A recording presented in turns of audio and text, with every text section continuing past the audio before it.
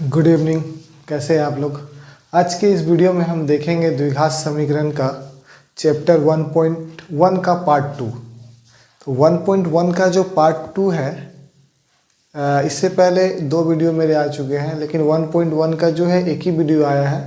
तो वीडियो के हिसाब से ये पार्ट 3 है, लेकिन 1.1 का ये सेकेंड पार्ट है। तो 1.1 में जो है इसका अभी सेकेंड पार्ट ही स्टार्ट हुआ है। तो देखते हैं, आज हम लोग करेंगे क्वेश्चन नंबर 4 का 2। क्वेश्चन नंबर 4 का 2 और ये पेज नंबर 4 है। इसका जो पेज नंबर है 4 है, पेज नंबर 4 है और क्वेश्चन नंबर करेंगे हम लोग 4 का 2। तो 4 का 2 देखते हैं क्वेश्चन क्या है। तो क्वेश्चन है यहाँ पर कि x by 4 minus x. Question है x by 4 minus x equal to 1 by 3x, 1 by 3x, जिसमें लिखा हुआ ब्रैकेट में x नॉट इक्वल टू 0 और x नॉट इक्वल टू 4। मतलब कि x का ना ही वैल्यू 0 होगा और x का ना ही वैल्यू 4 होगा। ठीक है, जैसे द्विघात समीकरण के रूप में लिखना है और x का गुणांक क्या होगा। तो ये जो समीकरण है इसको इस द्विघात समीकरण के रूप में लिखना है। ax square plus b x plus c equal to 0 इस द्विघात समीकरण के रूप में लिखना है। और x का गुणांक पूछ रहा है, x का गुणांक भी यहाँ पर पूछ रहा है कि x का गुणांक क्या होगा। तो सबसे पहले इस समीकरण को हमको इस द्विघात समीकरण के रूप में लिखना है और उसमें x का भी गुणांक बताना है कि x का गुणांक होगा क्या। तो यहाँ पर हम लोग देखेंगे इसको कैसे सॉल्व करेंगे। तो इस तरह के जो क्वेश्चंस होते हैं इसमें हम लोग डायरेक्ट क्रॉस कर सकते हैं। यहाँ पर जब हम क्रॉस करेंगे तो यहाँ पर होगा 3x स्क्वायर और इधर से जब क्रॉस करेंगे हम लोग तो 4 माइनस एक्स। इसको अरेंज करते हैं हम लोग 3x स्क्वायर, इस x को अंदर लाएंगे तो प्लस एक्स और इस 4 को अंदर लाएंगे तो माइनस 4 इक्वल टू 0। तो इसको पहले हम लोग द्विघात समीकरण जैसा बना लेंगे। जैसे ये द्विघात समीकरण है ax square plus b x plus c equal to 0, तो उसी तरह हम लोग का भी जो द्विघात समीकरण के लास्ट में बराबर के बाद 0 होगा। तो इसको हम लोग द्विघात समीकरण के रूप में लिखने के बाद अब हम लोग देखेंगे x का गुणांक कितना है। तो x का गुणांक मतलब x जो है कितना से गुना किया हुआ है। तो यहाँ पर x यहाँ पर ये है, तो x का जो गुणांक होगा, x का गुणांक मतलब x कितना से गुना किया हुआ है। तो x कितना से गुना किया हुआ है, तो यहाँ पर कोई संख्या तो नहीं है, तो इसलिए x का गुणांक हम लोग 1 लिखेंगे। x का गुणांक कितना लिखेंगे 1। उसी तरह आपसे पूछता कि x स्क्वायर का गुणांक कितना है, तो x स्क्वायर का गुणांक कितना हो जाएगा 3। और जब आपसे पूछता कि x0 का गुणांक कितना है, तो x0 का गुणांक हो जाएगा ये संख्या यानी -4। तो इस तरह से बाकी के गुणांक को हम लोग निकाल सकते हैं। अब हम लोग देखेंगे नेक्स्ट क्वेश्चन। तो नेक्स्ट क्वेश्चन देखते हैं हम लोग।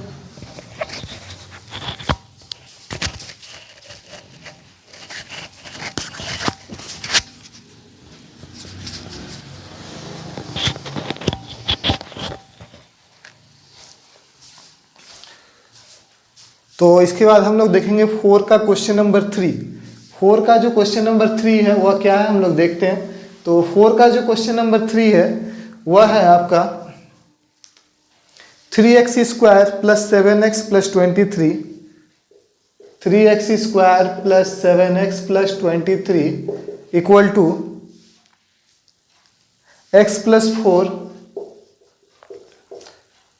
x plus 3 plus 2 plus 2। उसके बाद बोल रहा कि ये जो समीकरण दिया गया है उसको हमको इसके रूप में लिखना है। ये जो द्विघात समीकरण है इसी के रूप में लिखना है। द्विघात समीकरण, ये जो समीकरण दिया हुआ है इसको इस द्विघात समीकरण के रूप में लिखना है। तो इस द्विघात समीकरण में ABC वास्तविक संख्या होता है, ABC वास्तविक संख्या होता है और a नॉट इक्वल टू 0 होता है। तो ये जो समीकरण दिया हुआ है इसको हम लोग इस द्विघात समीकरण के रूप में लिखना है। देखते हैं कैसे लिखेंगे इसको द्विघात समीकरण के रूप में।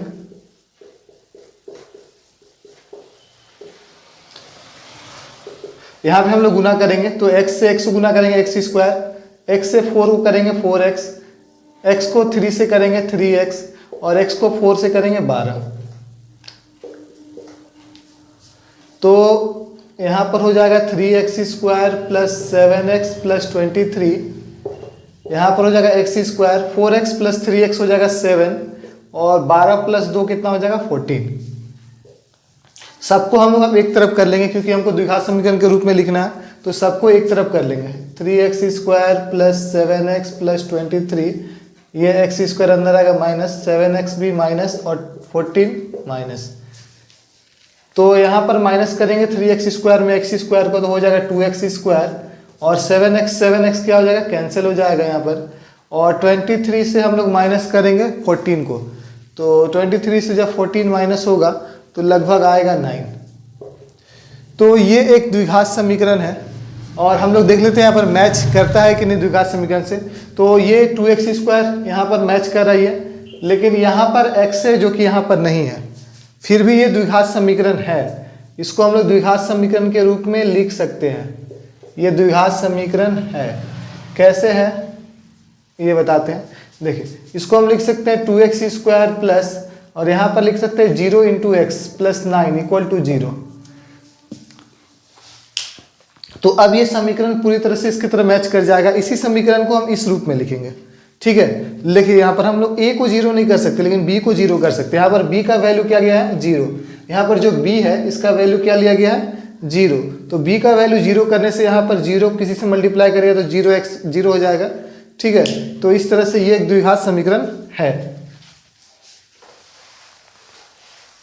इसके बाद देखें क्वेश्चन नंबर 4 का 3।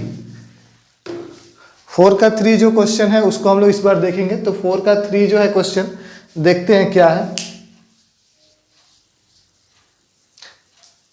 सॉरी ये 4 का 4 होगा ये क्वेश्चन। तो 4 का 4 क्वेश्चन देखते हैं हम लोग क्या है। x + 2 whole cube equal to x × x² - 1 को ऐसे द्विघात समीकरण के रूप में लिखना है, ठीक है। और इसमें निकालना है x² का गुणांक क्या होगा, x² का गुणांक क्या होगा, x का गुणांक क्या होगा, x0 का गुणांक क्या होगा। तो सबसे पहले ये जो समीकरण दिया गया है इसको हम लोग को इस द्विघात समीकरण के रूप में लिखना है। तो सबसे पहले इस समीकरण को क्या करना है, इस द्विघात समीकरण के रूप में लिखना है, जिसमें हम लोग को x² का गुणांक निकालना है, x का गुणांक निकालना है और x0 का। तो इसके लिए सबसे पहले हम लोग क्या करेंगे, इसका फॉर्मूला तोड़ेंगे। इसको a मान लेंगे, इसको b, इसको a, इसको b।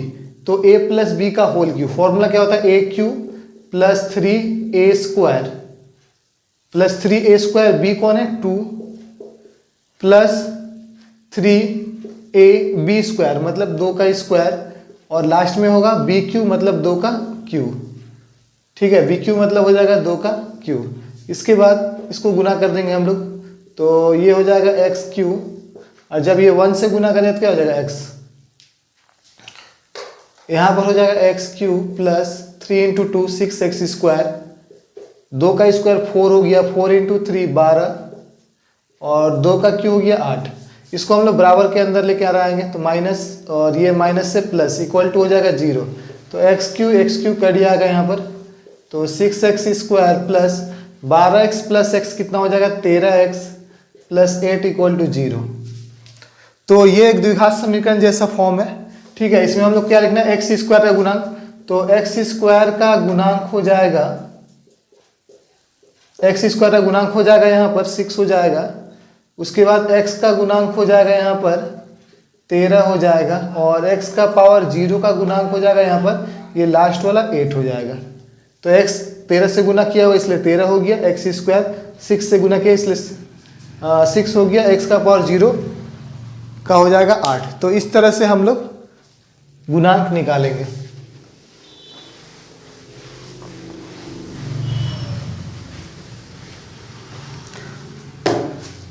इसके बाद हम लोग देखेंगे क्वेश्चन नंबर 5 का 1। क्वेश्चन नंबर 5 का 1,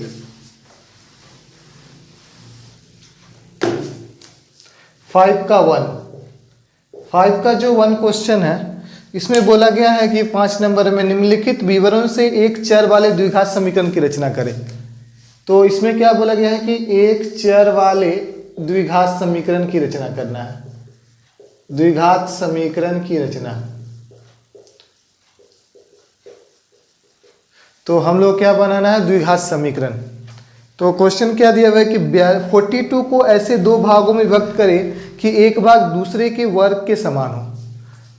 42 को दो भागों में विभक्त करना है जिसमें कि एक भाग जो है दूसरे के वर्ग के समान हो। यानी 42 को दो ऐसे भागों में बांटना है जिसमें एक भाग जो है दूसरे के वर्ग के बराबर हो। समान मतलब बराबर। तो हम लोग क्वेश्चन में क्या बोला है कि 42 को ऐसे दो भागों में बांटें जिसमें एक भाग दूसरे के वर्ग के बराबर हो। तो 42 का दो भाग कैसे ले लेंगे, मान लीजिए हम एक भाग 42 का x हो जाएगा और दूसरा भाग हो जाएगा इसी के वर्ग के बराबर बोल रहा है, एक भाग दूसरे के वर्ग, तो इसी के वर्ग के बराबर हो जाएगा दूसरा भाग। तो ये 42 का दो भाग होगा। तो यहाँ पर हम लोग लिखेंगे माना 42 का एक भाग हो जाएगा x और दूसरा भाग हो जाएगा यहाँ पर 42 का दूसरा भाग बोल रहा है कि एक भाग का वर्ग का समान है, मतलब इस भाग के वर्ग का समान है दूसरा भाग। और ये दोनों को मिलाकर कौन बनता है, 42। अगर हम लोग इस दोनों को मिला दें तो 42 बनता है, यानी x square plus x equal to कितना होगा 42, मतलब ये और ये जोड़ के 42 आएगा।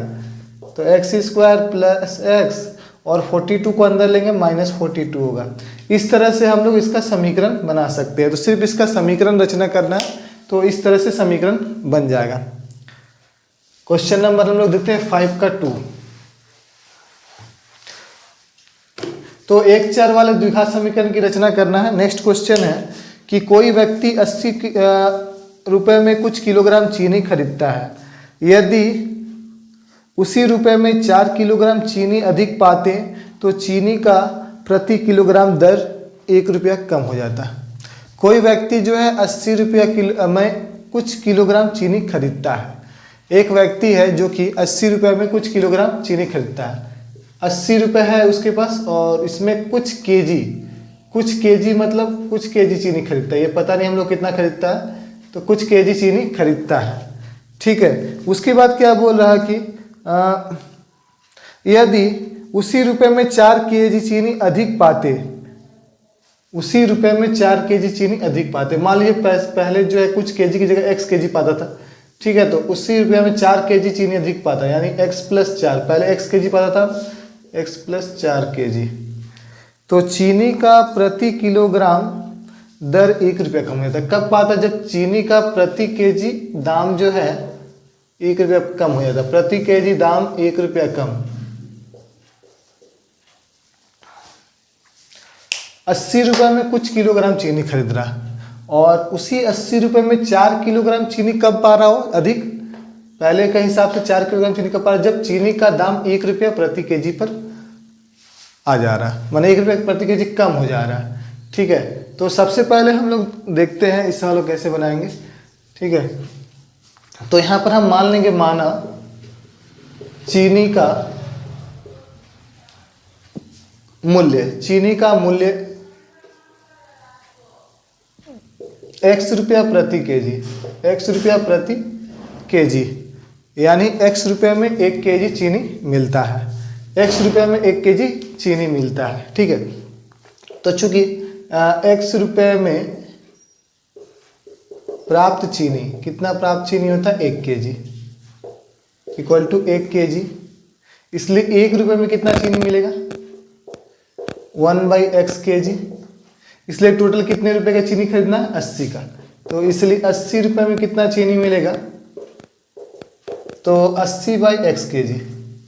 तो जो फर्स्ट में 80 रुपये था उसमें कितना चीनी मिलेगा 80/x केजी। ठीक है, अब सेकंड कंडीशन क्या बोल रहा है कि इसी रुपये में इसको x/4 माने 4 केजी चीनी अधिक मिल रहा है। इसी रुपये में 4 केजी चीनी अधिक मिल रहा है। कब मिल रहा है, जब चीनी का दाम जो है 1 रुपया प्रति केजी कम हो जा रहा है। यानी चीनी का जो दाम था पहले वह x था, ठीक है ना, x था, अब इससे 1 रुपया चीनी को घटा दिया गया है, तो यानी दाम में कमी हो गया है। ठीक है ना, चीनी का नया मूल्य, चीनी का नया मूल्य x1 -1 1 रुपया प्रति केजी, ये कम कर दिया गया है। ठीक है, तो मतलब इतना रुपया प्रति केजी आ गया ये चीनी, ठीक है। तो 80 रुपये में कितना चीनी मिलेगा, इसलिए 80 रुपये में इसके हिसाब से कितना मिलेगा, 80 रुपये में प्राप्त चीनी हो जाएगा ये इसके हिसाब से। तो देखिए यहाँ पर 80 ऊपर में था तो यहाँ भी 80 ऊपर रहेगा, और प्रति केजी का मूल्य नीचे में रहेगा। प्रति केजी का मूल्य क्या होगा, नीचे में। तो 80 रुपये में इतना केजी उसको चीनी मिलता है, ठीक है। पहले 80 रुपये में इतना केजी चीनी मिलता था, अभी 80 रुपये में इतना केजी चीनी मिला। दोनों चीनी में डिफरेंस क्या है, 4 केजी का। मतलब अभी 4 केजी ज़्यादा मिल रहा है, पहले 4 केजी कम मिलता था, यानी ये वाला चीनी ज़्यादा है और ये वाला चीनी कम है। तो अकॉर्डिंग टू क्वेश्चन इस चीनी से, इतना केजी चीनी से इस चीनी को माइनस कर देंगे। 80/x-1 से माइनस करेंगे हम 80/x, मतलब इस चीनी से इस चीनी को जब माइनस करेंगे तो कितना डिफरेंस देगा, ये 4 केजी का, इक्वल टू 4 केजी। अब इसको हम लौसा ले लेंगे तो इसका लौसा आ जाएगा x-1 और x-1 ये सेम है तो x गुना करेगा 80x, और यहाँ पर x सेम है तो ये गुना करेगा 80x, और 1 जब 80 से करेगा तो 80 हो जाएगा, माइनस माइनस क्या हो जाएगा, प्लस। तो ये कैंसिल हो जाएगा, यहाँ पर 4 हो जाएगा, 4 से 80 को काट देंगे हम लोग 20 बार में,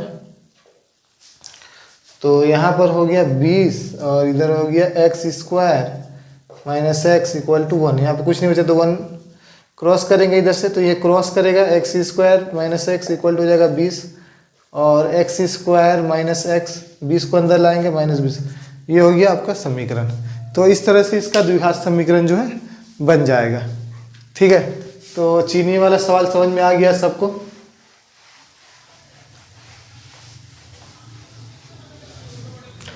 नेक्स्ट क्वेश्चन है 3 नंबर 5 का 3। आज हम लोग देखेंगे इसके बाद 5 का 3। 5 का 3 नंबर क्वेश्चन क्या है कि 2 स्टेशन के बीच की दूरी 300 किलोमीटर है। 2 स्टेशन जिसका बीच का दूरी कितना है, 300 किलोमीटर। 2 स्टेशन दिया गया है, ये स्टेशन ए है और ये स्टेशन बी है।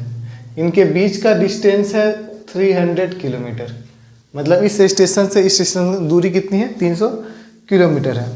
एक रेलगाड़ी पहले स्टेशन से समान वेग से दूसरे स्टेशन की तरफ गई। तो एक रेलगाड़ी जो है पहले स्टेशन से दूसरे स्टेशन की ओर जा रही है, मतलब इस स्टेशन से इस स्टेशन की ओर जा रही है और समान वेग से जा रही है। तो मतलब उसका कोई वेग है, तो हम लोग वेग मान लेंगे यहाँ पर x किलोमीटर प्रति घंटा वेग से ये रेलगाड़ी जो है एक स्टेशन से निकली है और दूसरे स्टेशन की ओर जा रही है। उसके बाद क्या बोल रहा है, यदि उसका वेग 5 किलोमीटर प्रति घंटा अधिक होता, लेकिन दूसरा कंडीशन में क्या बोल रहा है, अगर उसका वेग जो है 5 किलोमीटर प्रति घंटा अधिक होता, यानी पहले जो वेग x था अब उसको 5 बढ़ा दे रहा, यानी x+5 कर दे रहा, यानी वेग अब x+5 हो जाएगा। इतना किलोमीटर प्रति घंटा अधिक होता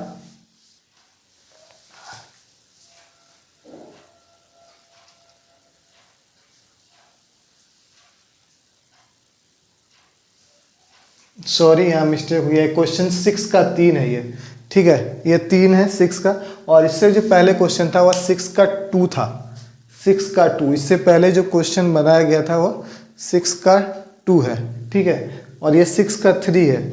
इससे पहले जो 5 का 2 और 3 है वह क्वेश्चन अभी छूट गया है, तो 5 का 2 और 3 जो है मैं उसको ठीक से बता दूंगा। तो यहाँ पर हम लोग अब देखेंगे कि अब उसका वेग बढ़ा दिया गया है, x+5 कर दिया गया है। तो बोल रहा है यहाँ पर यदि उसका वेग 5 किलोमीटर प्रति घंटा अधिक होता तो दूसरे स्टेशन पहुंचने में 2 घंटा कम समय लगता। अगर वेग इतना अधिक होता तो दूसरा स्टेशन पहुंचने में उसको 2 घंटा कम लगता। मतलब पहली स्थिति में जो समय लगता था और दूसरी स्थिति में दोनों का डिफरेंस 2 घंटा है। अगर पहले इसको 5 घंटा लगता था तो अभी 3 घंटा लग रहा है। यही कहने का मतलब है, 2 घंटा तभी ना कम लग गया। पहले उसको उस स्टेशन जाने में इस वेग से 5 घंटा लगता था मान लीजिए, अभी इसको 3 घंटा लगता है, ठीक है। तो दोनों का डिफरेंस कितना है, 2 घंटा। 2 घंटा कम लग रहा है, तो यहाँ पर समय का डिफरेंस दिया गया है, तो समय के डिफरेंस के हिसाब से हम लोग बनाएंगे, ठीक है। माना ट्रेन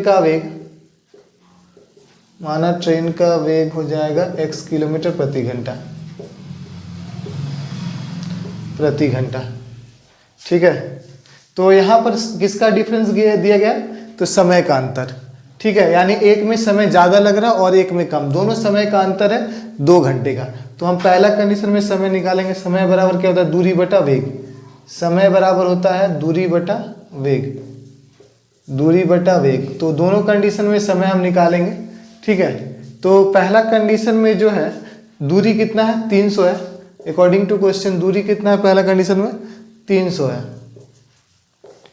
और वेग कितना है, वेग के हिसाब से वेग कितना है पहले कंडीशन में x है। दूसरे कंडीशन में दूरी कितना है, दूरी वही सेम रहेगा लेकिन वेग चेंज है, वेग कितना है x + 5।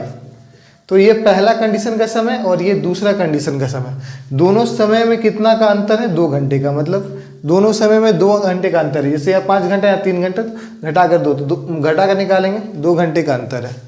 तो इस तरह से इसको आगे सॉल्व कर लेंगे।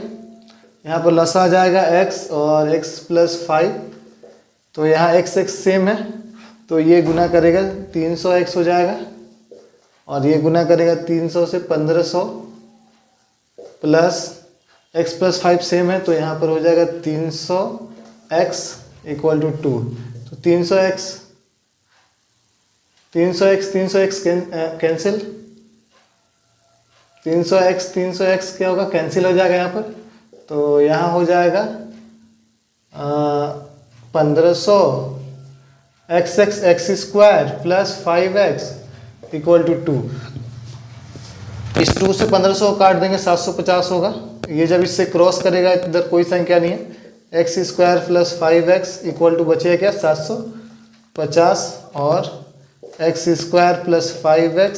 अब 750 को अंदर ले लेंगे तो -750 = क्या होगा ये तो 0 हो जाएगा। यहाँ पर ये क्या हो जाएगा 0। तो इस तरह से क्वेश्चन 6 का 3 बनेगा, क्वेश्चन 6 का 3 बनेगा। ठीक है,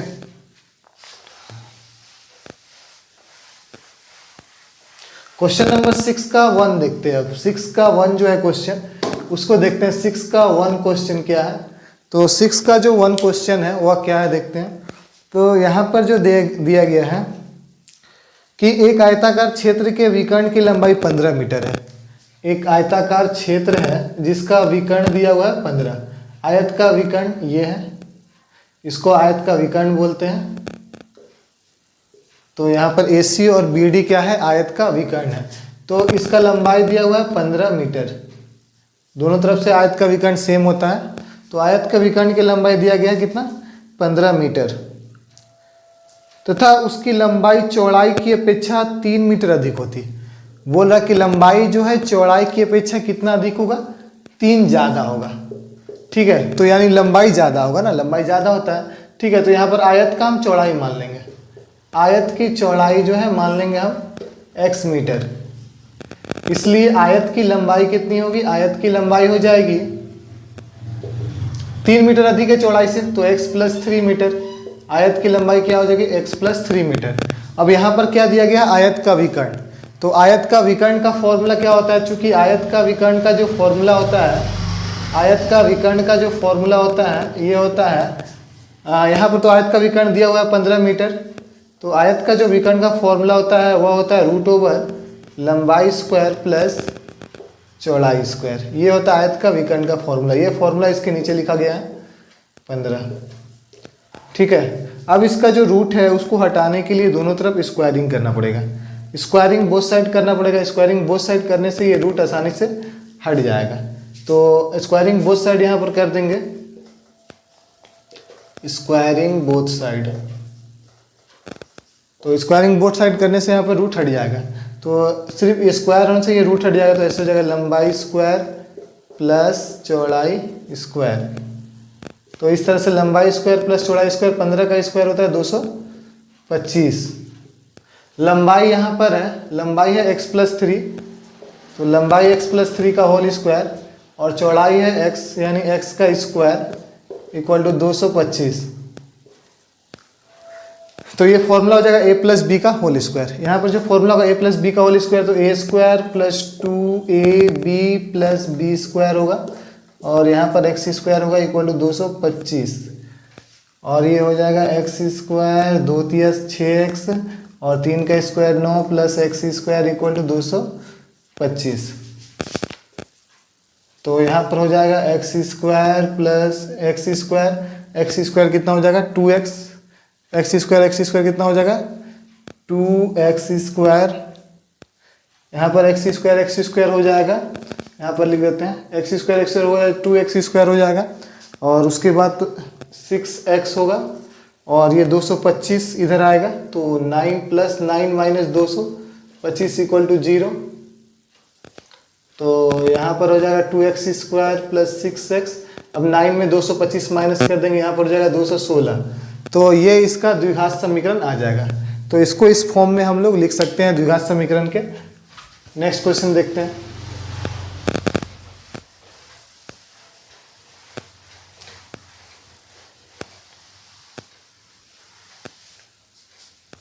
नेक्स्ट क्वेश्चन है 5 का 2 क्वेश्चन ये छूट गया था मैं बाई मिस्टेक।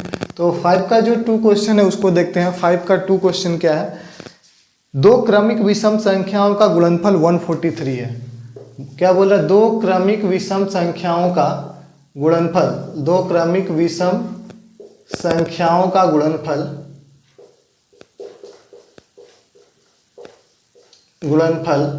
143 है।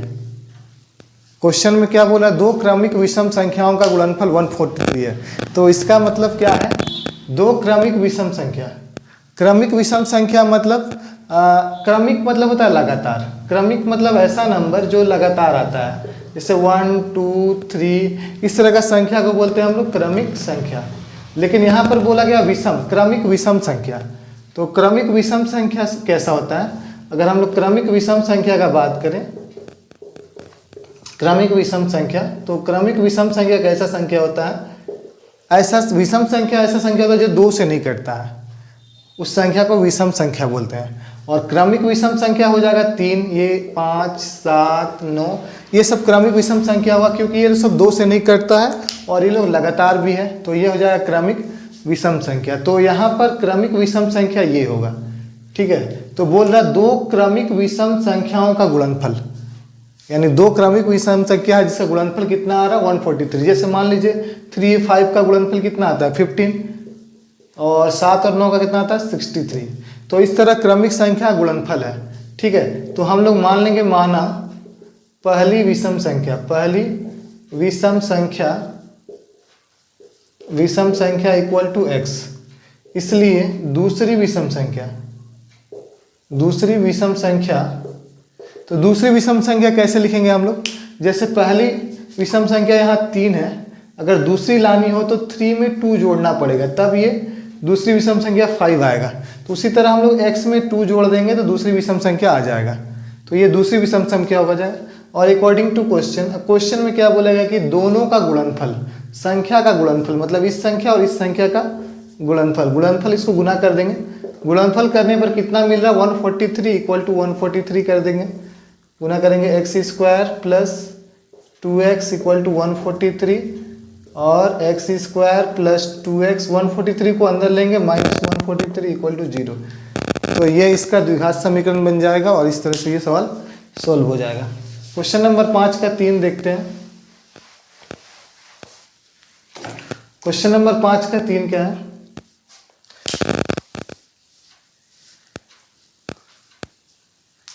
दो क्रमिक संख्याओं के वर्गों का योग 313 है। दो क्रमिक संख्याओं के वर्गों का योग 313 है।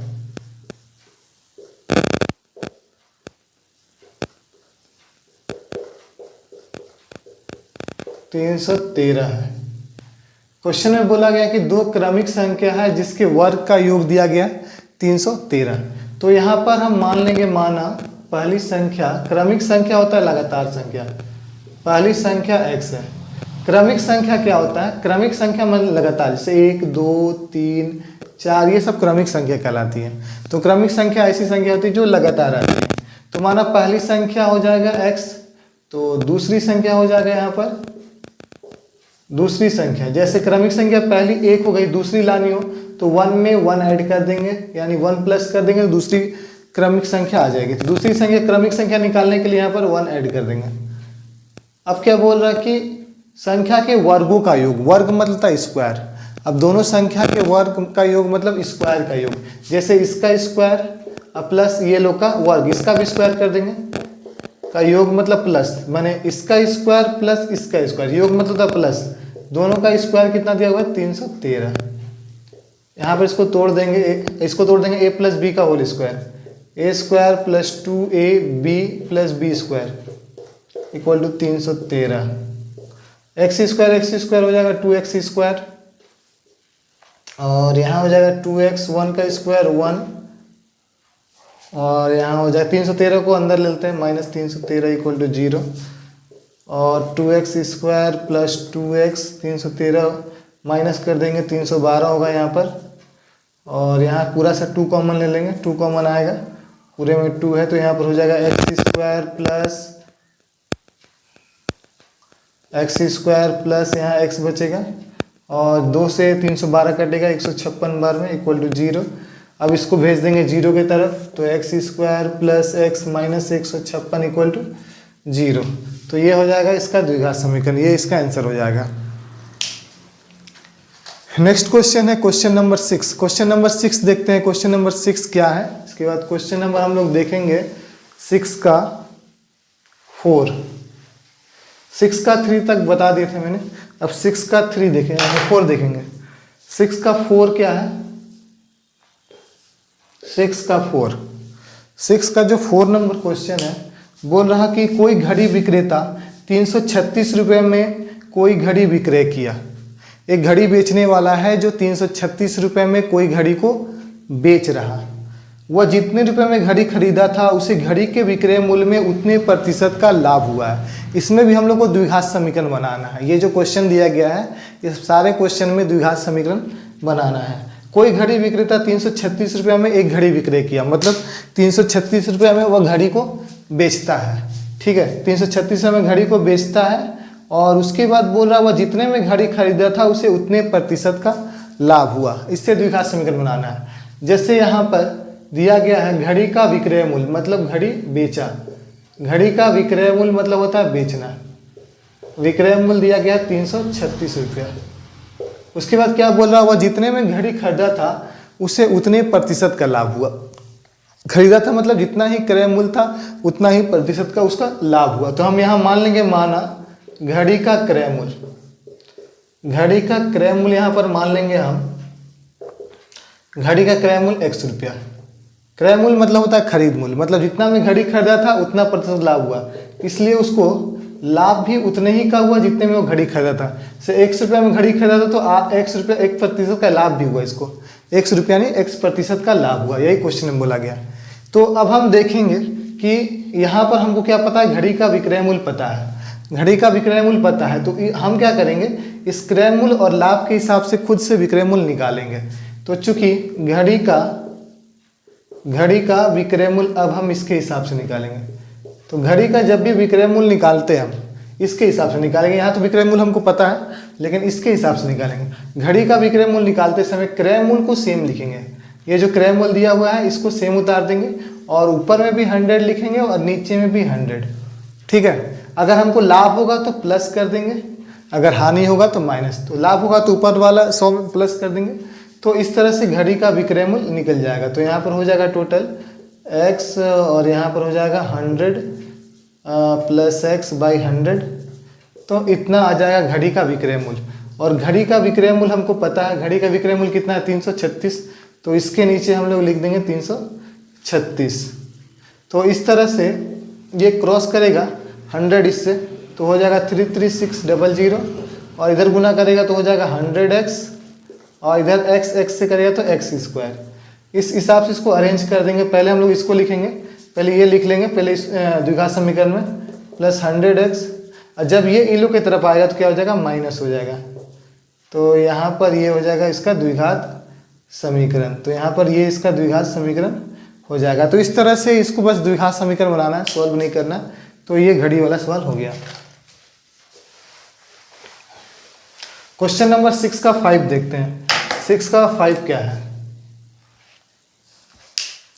6 का 5 देखते हैं क्वेश्चन क्या है। तो 6 का जो 5 है बोल रहा कि नदी के धारा का वेग 2 किलोमीटर प्रति घंटा है।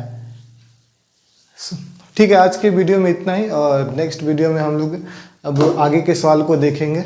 Thanks for watching.